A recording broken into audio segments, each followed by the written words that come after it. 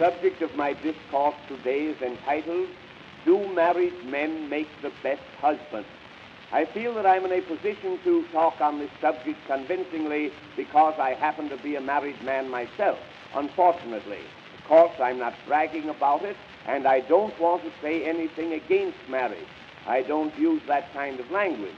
Furthermore, I'm really very, very happy. Why, I'm married now, well, it's almost 4 years. I'm so happy it doesn't seem like more than 12. And I'll tell you why. It's because we get along so beautifully, my wife and I. Why, only 2 nights ago, we were sitting in the parlor, and I held her hands for 3 hours. If I'd have let go, she'd have killed me. It's a funny thing how I came to meet my wife. One of those seaside romances. I was introduced to her by a scoundrel to whom I owed $3. He knew that I would never pay him back while I was conscious, so in order to get even with me, he introduced me to this female dreadnought. We got to be very friendly. Every day we'd go in bathing together, and here is where the romance comes in. This is what started this whole thing. One day she got out a little too far. Of course, I don't want to pose as a hero, but if I hadn't been there at the critical moment to jump in after her, she would have perished miserably. It's a funny thing. My father saved my mother from drowning, and I think I know now why he never wanted me to take swimming lessons.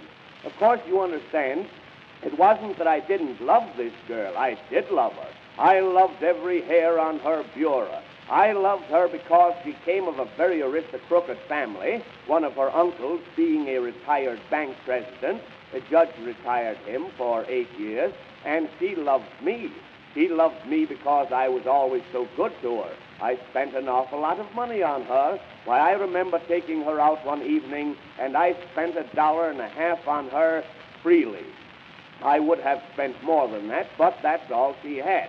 So I said to myself, having saved this woman's life, I will propose to her and get married.